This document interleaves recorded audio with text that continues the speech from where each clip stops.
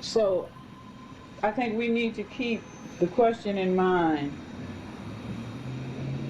When we form as a group, when Sapphire and Crystals put the other pieces together, and that's members, it's membership, will we be able to, as a group, bring together enough resources to put on a really first-class exhibition for, we talk in February of I think it's February, it might be April, but it's also my sense that a lot of women want to do what we're talking about needs to be done.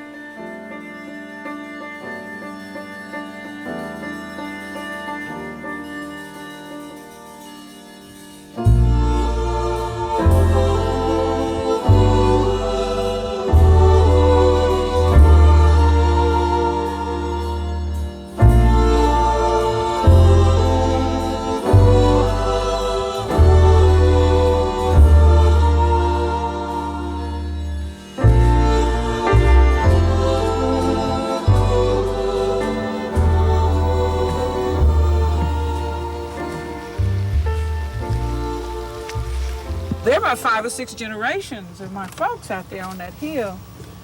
And it was a foreign land. I mean, you know, and they've given back to the land. So that's kind of nice. It's kind of nice. I kind of like being out there. I always knew one day I'd come back to this graveyard.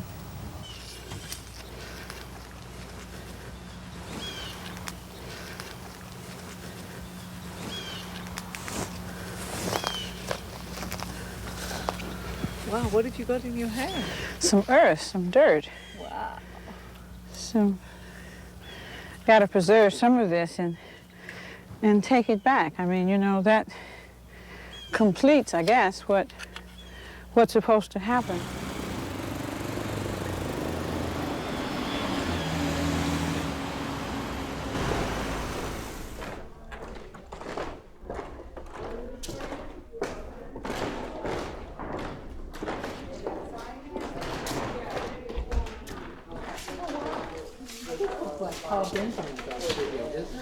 Yep.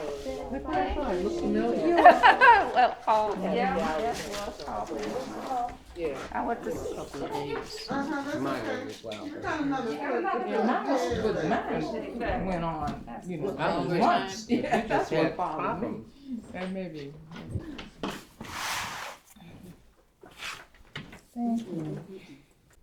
Marva and I were mud peoples, the last two, and that was the start. And then Marva had this idea, well, let's do a women's show. So we decided to do, okay, let's do this. Now I've got this, he wanted to put it off a year. I said, I've got this committee, you know, Delta committee, ready to go on and help us put this together. Then we also asked Dorothy and one of my neighbors, Lynn Purdom, because she's a great typist and I'm a rotten one, okay? And Penny Williamson, who was working in Chicago State. Yes, I remember her. They came on board. A lot of that information is also in here, and people need to know and understand that. And Delta doesn't even realize they're a part of it either. So I want this to be, all the accurate information to be out there so people can know who we were, how we got started, and, you know, and they're continuing on from here, that we are moving forward. When I say Marva Jolly, just words that represent, that describe Marva Jolly. Wonderful, great friend, loving, kind, artistic, creative, wonderful person to know.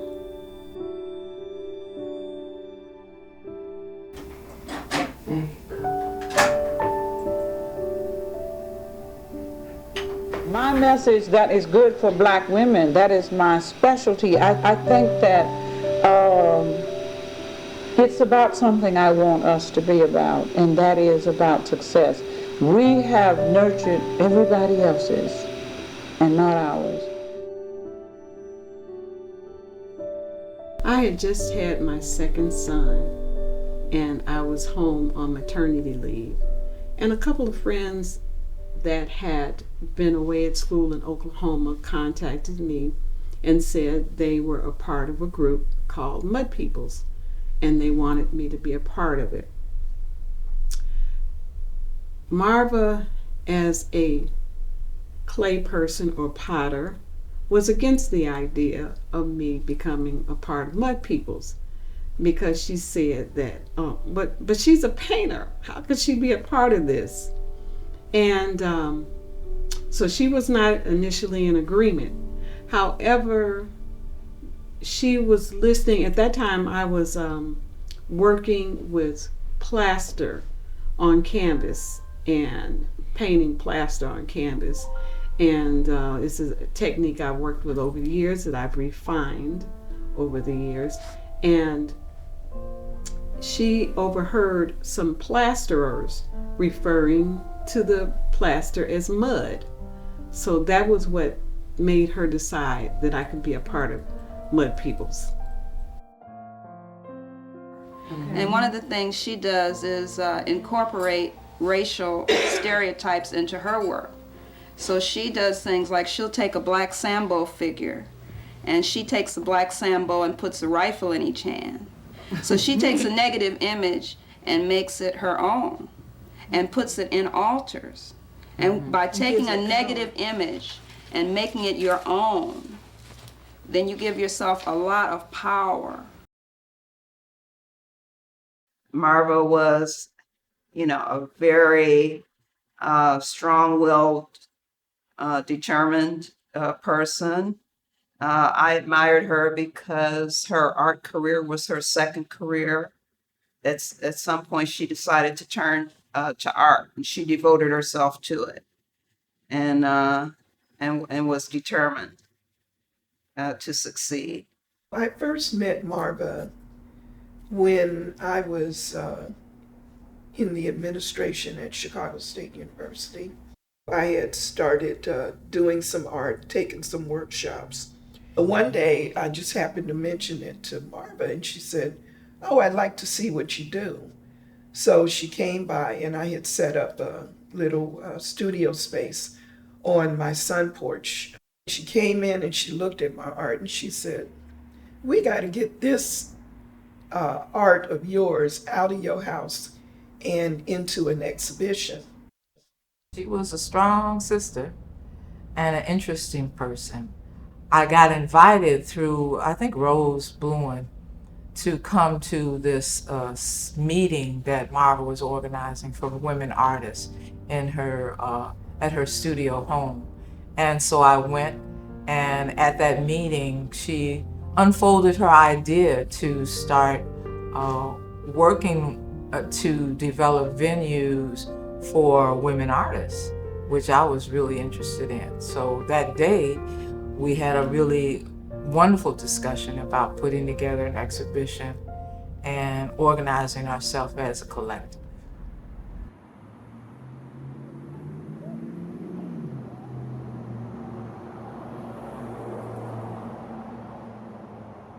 I wanted to capture, in particular, families enjoying the park. I wanted to capture the social movements. I think that was what our intention was, to celebrate Black women artists, and many of us had exhibited, of course, in group exhibitions with male artists, but I think we developed a sisterhood that really encouraged us to work together to create and to really promote the work of African American women artists. So that was very intentional on Marva and Felicia's part to pull together an exhibition of the African American women artists that they knew. Marva and Felicia were very close. They talked, shared a lot about their own art processes and their desire to continue to create art, to put it out there, to work with other women artists, and create something lasting. And so it has, 35 years we've been together, and we're still exhibiting, we're still nurturing each other. We tried to really be a collective, to work together, to create themes that all of us would create work for, to support each other. And that's because it's really hard being an artist and trying to get your work out into the world, and being a female artist at that, and being a Black female artist at that. I think working as a group, we had more, perhaps more visibility, exhibited in galleries all over the city and beyond.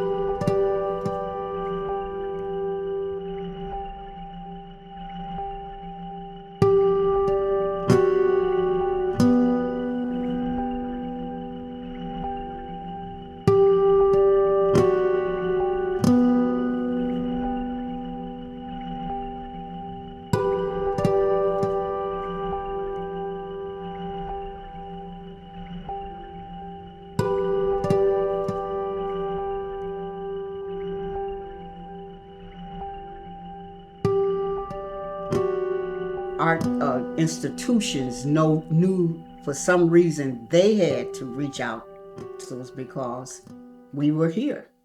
You see, we weren't just sitting down. We were here. We were doing things. We were in our studios. We were creating art. It did not disband. How long has Sapphire and Crystal been going on? A long, long, long time. And it did not disband. That's what I like about it. Yes, it has changed over to younger people, younger artists coming in, because I can say for myself, I wasn't on the scene for almost 10 years, you see, due to other, health issues and all of that. And it may have been other members the same way, but the nucleus is still there. At the very height of the group, there were only 6 members, and one member left first, then, and it was a mixed group, and one male, and then another male member left, and then there was a couple. And at one point they called and they were telling Marva and I that they were leaving the group. Well, it was a winter evening, and Marva and I were sitting in the car. We would warm our cars, and Marva says, well, are you still in? Do you still want to be a part of this? And I'm like, yes, are you still in? And we agreed that because they left, that was not going to be the end of Mud Peoples. So Marva said, I have had this idea that I would really like to do a show of African American women artists. And I said, okay, great, let's do it. So we began the process of putting together the ideas for this show, and first of all, locating what African American women artists that we knew. I am extremely excited about the exhibition Divining Sapphire and Crystals. It's going to take place February the 7th at the Artemisia Gallery. Sapphire and Crystals is taking on a life of its own. We have gone from being the title of an exhibition to being a group of Black women artists. So we started planning. And one of the things that we started trying to think of is, what are we going to call this? And Marva and I, as Mud Peoples was a working group, we had a practice of meditating and praying before we got started working. When we finally came up with the list, and because the whole aspect of this exhibition was, I would say, for lack of something better, a very spiritual journey for both of us, and the process of meditating and all of that, and reading books on meditation and spirituality and things like that, we began to come up with the title of the show. At one point, we came up with Sapphire, and initially we came up with the idea Sapphire and Diamonds, but because we see crystals as a spiritual stone, we came up with Sapphire and Crystals. We were trying to get ready for the show, so we were at another meeting with another group. One of the male members was not real happy with the fact that we were putting together a show for women, and we were part of this mixed group. So they kind of made fun of us, because we had come up with this sapphire. One of the guys laughed and made a remark about us being like the sapphire in Amos and Andy. And we did not let that deter us. Two of the guys, I think, kind of laughed it off. And we said, we'll accept that, because we saw Sapphire as a very strong Black woman. And we'll say, okay, we'll take that, because we did not look at it as a negative. We saw it as a positive.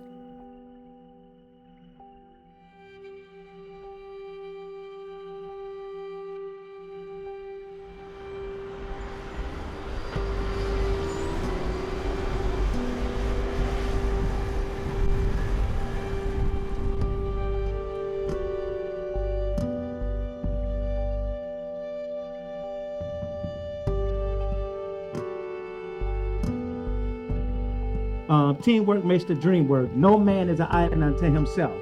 And in order to get things done, we have to learn how to get out of our ways, work together to make sure that we have what Dorian has brought to Auburn Gresham today. Dorian, we love you.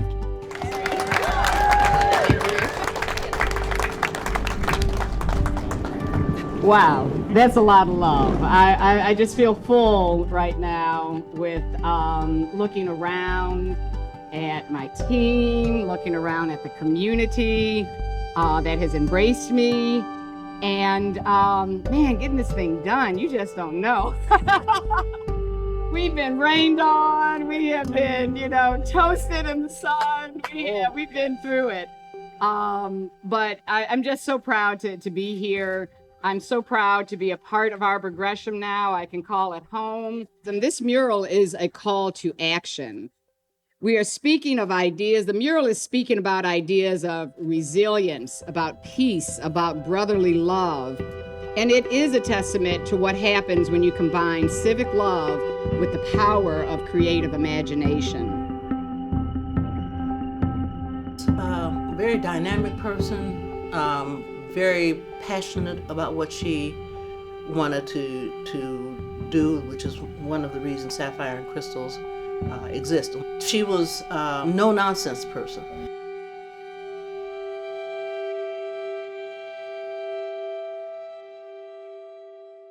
Even just speaking back a little bit to the idea of her being a Virgo, that also is what was core to her aesthetic as a perfectionist. Absolutely. An organizer. Absolutely. And I was going to say it also being a little critical. I was sculpting, and I had a sculpture on my table, and I just put a little flower in the vessel. She came over and she immediately took the flower out of the vessel and said, "This is not a flower pot." It's a sculpture, so don't ever put any flowers in your vessels again, and I haven't done it since. Really, critiquing is Right. how the person takes it. That's right. Because without a critical eye. That's right. That's right. And Marva would Don't bring move that forward. to the table. Yeah. I remember when we would even set up shows, when we were curating shows, and everybody brought their work, and we had it all stretched out. Marva was very firm about certain who made the cut. Right. Who made the cut? Right. We had a couple of situations where some people had seen it and they wanted to be in it. They were black women, right? So they wanted to be in it, but their work was weak. And people were calling me in tears. I mean, you know, and I thought, oh my God. And I'm saying to them, you know, forgive me, but I'm going to have to do something, because the need is so great for some kind of expression, and there is another place for them. Sapphire and Crystals, I'm not sure, is that place. For if you're going to be a collage artist, always look at your magazine upside down if you can, and you'll see other things. The hand is a reference to realizing that we are never, ever really alone, and that if we take the time to ask either the gods, the heavens, or your next door neighbor, there is someone in the world to help you, if you have the humility to ask. It was probably Arlene Crawford who invited me to participate. I remember my very first Sapphire and Crystals meeting was at the late and wonderful Marva Jolly's home on Hyde Park Boulevard. And it was for the postcard show. And it was Marva's idea that we all create pieces that were mailable. And the show was magnificent. And I was so thrilled by that, that directive, that I thought about postcards and ephemera and what postcards from other people, real postcards, might have looked like. And so I created, I think it was 5 postcards that were ostensibly from Langston Hughes to different people in his life at different points in his life. And so all of them were historical in nature, biographical in nature, and beautiful, and I can do his signature to this day.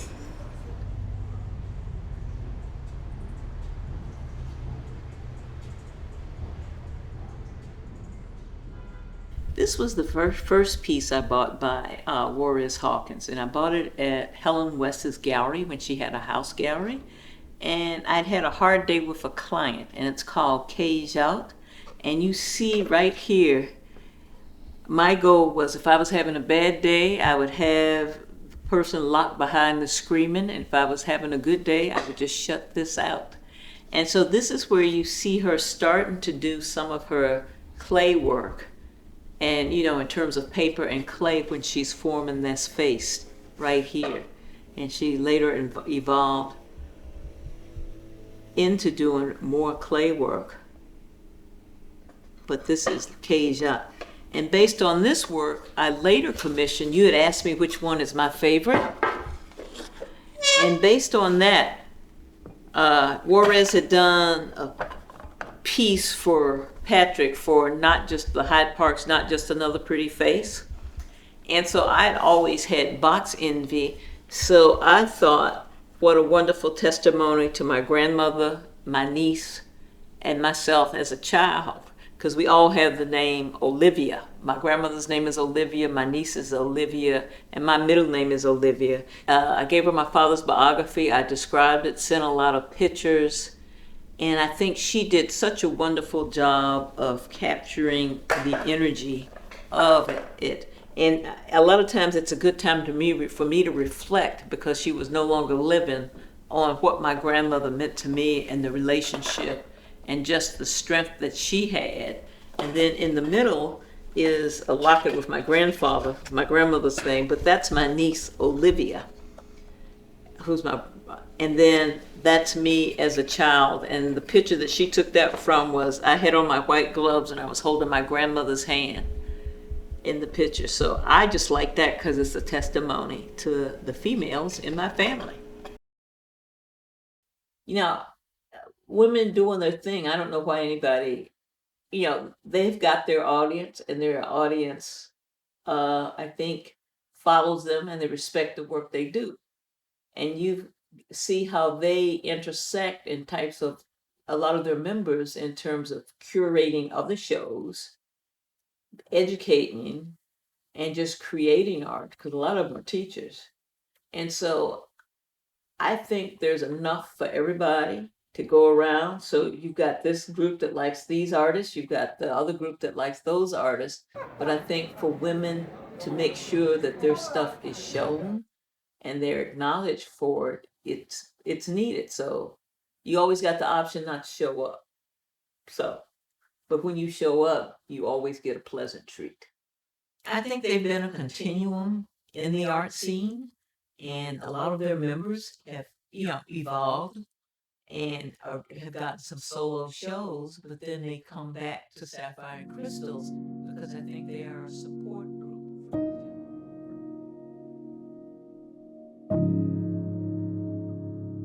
I believe it was like 2 months after my husband made his transition. So I can remember Marva coming here to check on me after he made his transition. And that was very comforting. But, most of the time it was during the warm months. It was during the summer. So I would always close up the blinds so it would be fairly dark in here, trying to keep the house cool.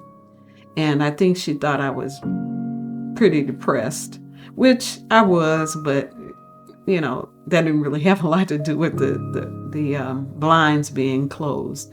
But it was her love and concern that made me appreciate her even more.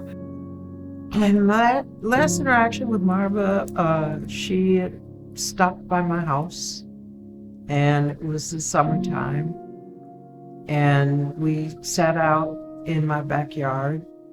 I have a pond out there, and lots of trees, and we just enjoyed sitting out by the pond and talking about art and having a smoke and just relaxing for a minute.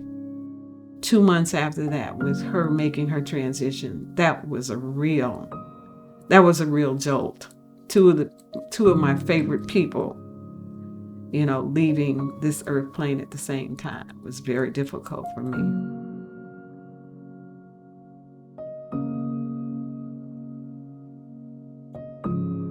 When we had the 25th anniversary exhibition,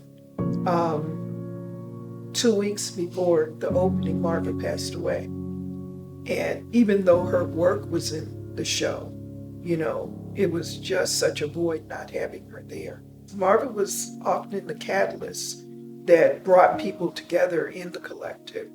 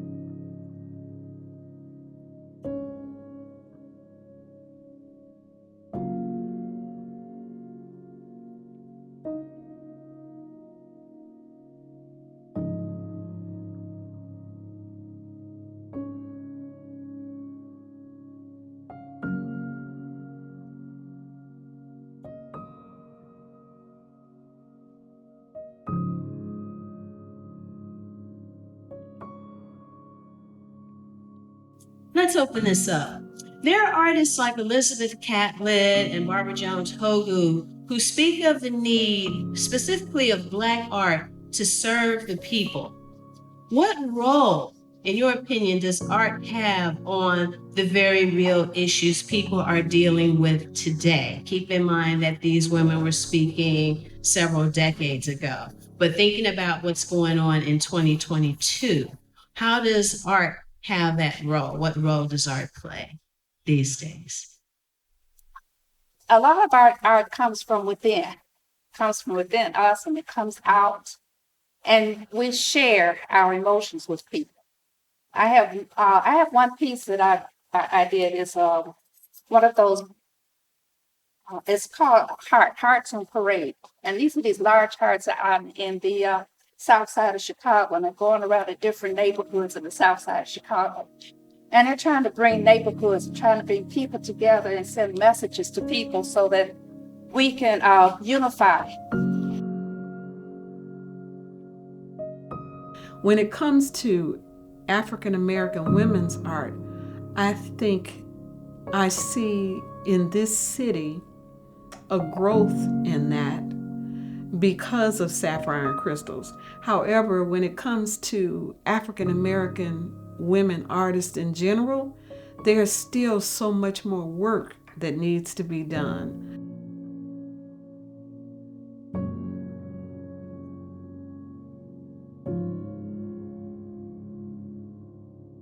What happened here on this land has a tremendous amount to do with the fact that I work with clay. Not so much that I'm an artist, but the fact that I work with clay.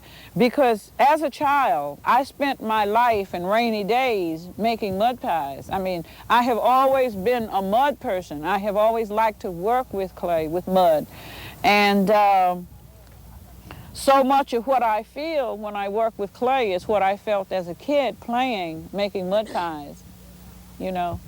Here's my aunt, you know, who also grew up down here, and neither one of us, we're both suffering to find out exactly where everything is, you know, and there isn't even a road that goes down there. So I think that that is real significant about, you know, we're tall, big women. We look like we came out of the ground, the land, you know, and that's real nice.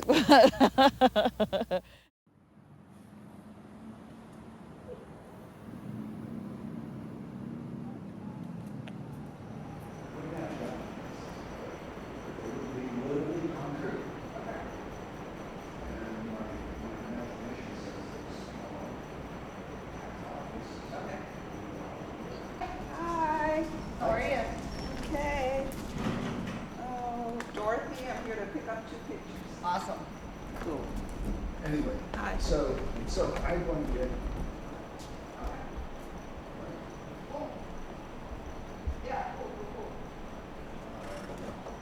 Being our best has brought success, right, to many of us. Right. It's about really being your best and not spending energy on the obstacles, because when you do that, you're not built in anything. If we're going to continue as a collective, if we're going to thrive and be vibrant, then we need to take some steps, and I think we're committed. Sapphire and Crystals and Divining, do we want people who view this exhibition to know? Okay? I want them to know that, number one, we have a right to define who it is we are and who it is we want to be. That nobody else has a right to define that, because we're Black women, and can't anybody tell me anything about what that means to be that. I'm sure agree that our work is the culmination of our lives to this point. And each piece we make, we bring everything that we have, at least we try to. Like I was stuck on a piece, and Renee and Faith came by. I'm glad that I'm hearing everything today, because it's really opened and expanded my mind and my energy for what I can do for Sapphire and Crystals. It's not about me just making something that fits a Sapphire image of a movie, of a sitcom from years ago, nor to do anything that deals with, say, a particular stone.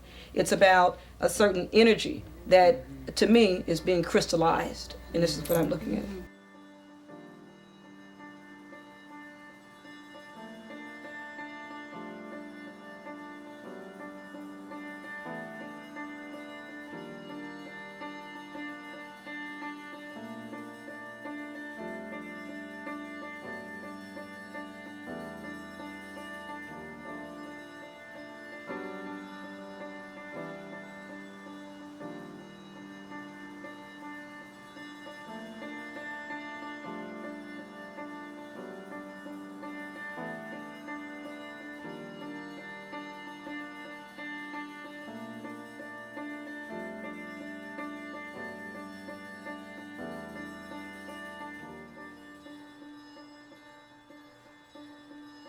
We had support, okay, but the bulk of it really came out of just two women sitting in the kitchen, you know, like they used to do hair, drinking, and smoking, and dreaming, you know, and making tapes of it, and wondering if it would ever be, you know, and it is, you know, it's my own art has become strengthened because of some of these kinds of things that I'm doing.